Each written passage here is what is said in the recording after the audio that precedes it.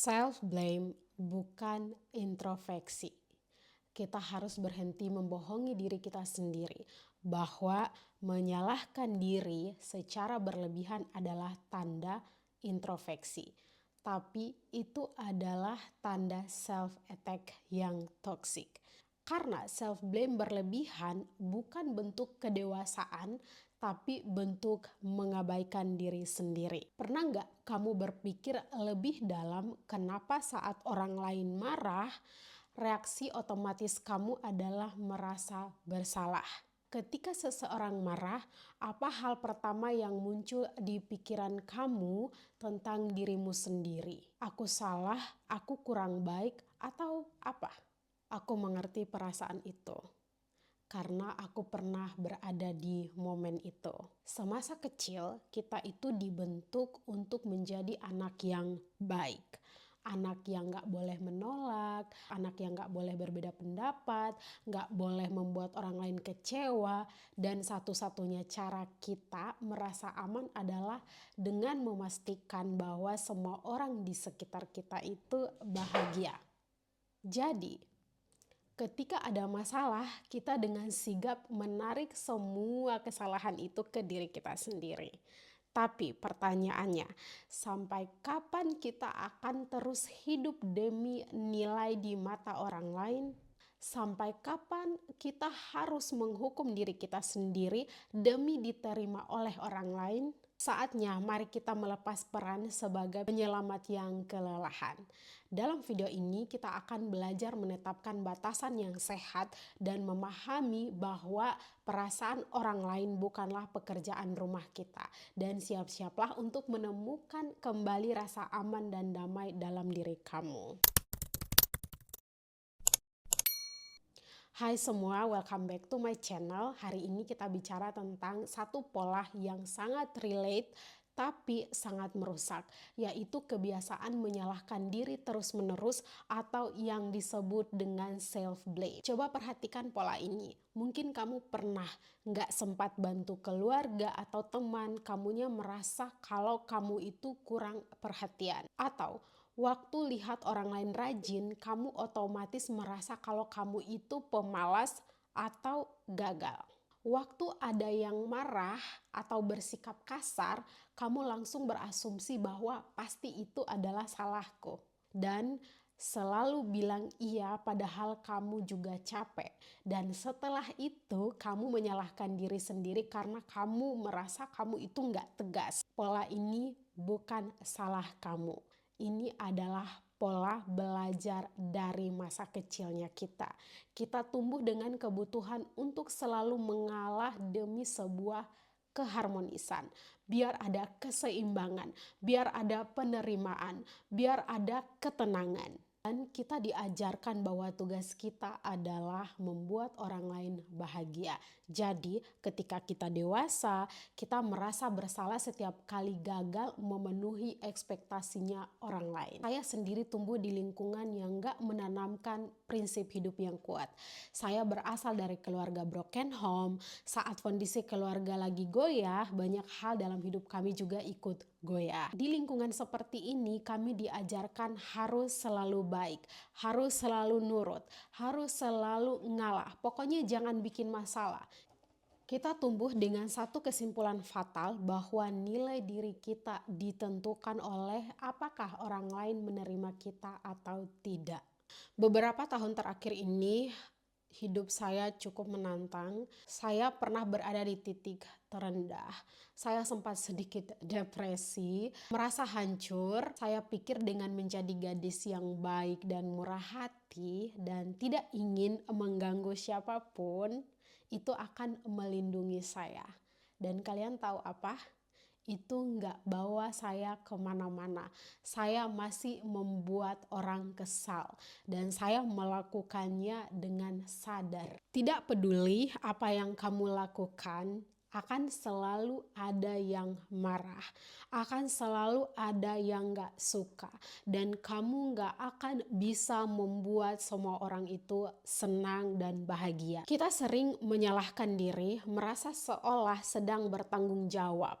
padahal itu adalah autopilot self-attack demi ilusi kontrol. Menjadi gadis baik yang selalu mengecilkan diri demi orang lain itu adalah palsu. Saat kamu mengecilkan diri kamu, kamu meninggalkan diri kamu sendiri. Kamu tidak lagi menjadi diri yang otentik. Kamu dengan sengaja menurunkan frekuensi dan vibrasi kamu, dan disitulah kamu justru menarik orang yang bakal memanfaatkan kamu.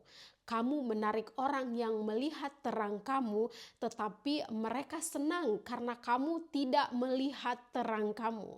Saat kamu benar-benar menjadi diri sendiri dan menjadi terang, kamu akan menarik beberapa orang yang akhirnya punya frekuensi yang sama dengan kamu.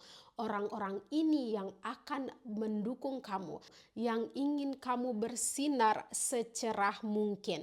Orang-orang yang percaya diri, orang-orang yang penyayang, yang mau kamu berkembang juga. Aku dulu sering menyalahkan diri sendiri setiap kali aku dikritik atau diteriaki saat bikin kesalahan.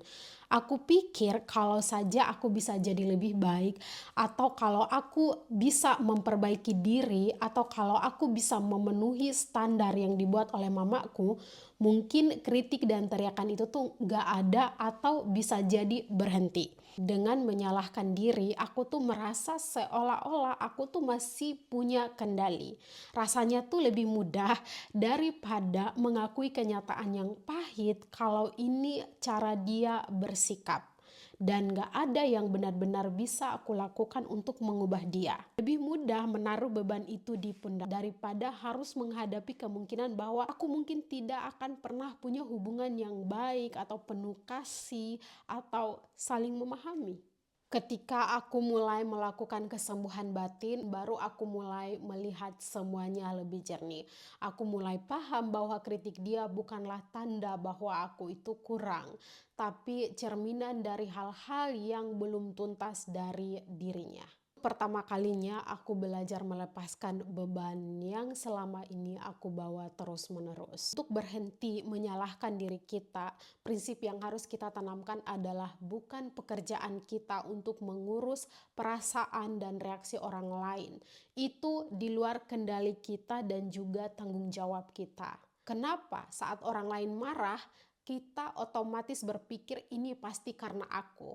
Ini adalah tanda bahwa kita pernah belajar bahwa tanggung jawab menjaga suasana hati orang lain ada di bahu kita.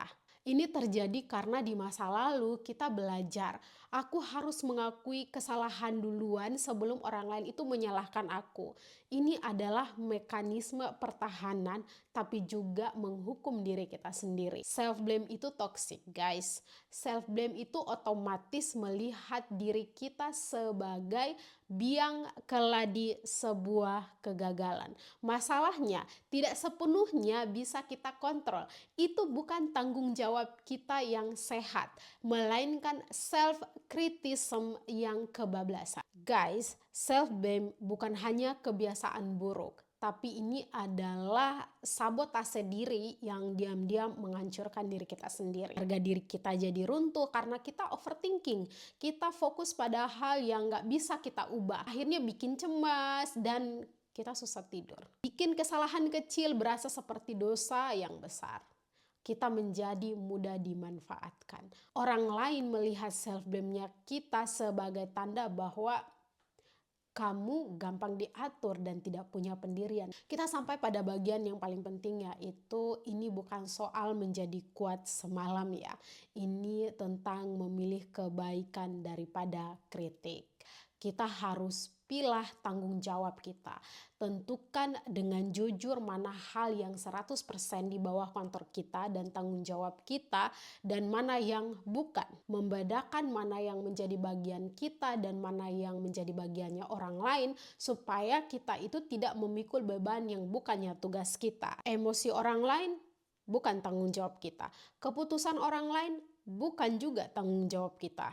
Reaksi orang lain ke kita bukan juga tanggung jawab kita. Tapi menjaga dirimu, batasanmu, energimu, ya, ini adalah tanggung jawab kita. Ini adalah bagiannya kita. Menjalankan komitmen kamu sendiri, Ya, ini adalah hal yang bisa kamu kontrol dan ini adalah tanggung jawab kita. Selain itu, enggak. Aku mau kalian paham itu, selain itu enggak. Fokus pada tindakan kamu, bukan reaksi mereka. Kita fokus ke diri kita sendiri, bukan ke reaksinya mereka. Dan self-talk. Ganti self-talknya kita.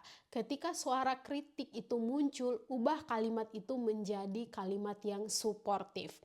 Aku sedang belajar, wajar membuat kesalahan. Aku tetap layak dihargai walaupun hasilnya belum sempurna. Setting boundaries yang tegas. Belajarlah bilang tidak. Aku tidak mau melakukan itu, aku tidak mau ikut, aku tidak mau ke sana, aku tidak mau terlibat, aku tidak mau lanjut, aku tidak mau ambil bagian, aku tidak mau membahas itu, aku tidak mau mengambil resiko itu, aku nggak mau maksa diri aku. Bilang tidak tanpa merasa bersalah. Kamu berhak memilih lingkungan dan orang-orang yang menghargai kamu. Keluar dari lingkungan toksik yang buat kamu tidak nyaman adalah bentuk melindungi diri kamu sendiri. Mengakhiri self blame bukan karena kitanya sempurna ya, tapi karena kita itu layak diperlakukan baik. Ini sebuah proses. Mari kita pilih merangkul diri kita daripada kita memojokkan diri kita sendiri. Kita harus berada di pihaknya diri kita sendiri. Jangan jadi musuh terbesar dari diri kita sendiri. Bayangin, menyalahkan diri sendiri itu ibarat kamu menekan kepala kamu itu ke dalam air. Semakin kamu tekan, kepala kamu semakin dalam dan jauh dari permukaan. Sampai kita tuh kesulitan bernapas. Padahal kita tuh masih punya pilihan lain. Kita bisa menarik kepala kita ke atas, kita kasih ruang untuk bernapas dan untuk hidup. Self-blame bukan jalan keluar. Stop menormalisasi pola ini. Kita masih hidup dan kita berhak bahagia. Waktu nggak bisa mundur, yang bisa kita lakukan adalah maju dan memperbaiki keadaan. Pada akhirnya aku memutuskan untuk berhenti menekan diriku sendiri. Dan aku harap kamu juga. Terima kasih sudah menonton guys. Jika video ini bermanfaat, jangan lupa like, komen, dan share ke teman yang juga butuh pesan ini. Sampai ketemu di video selanjutnya. Bye-bye.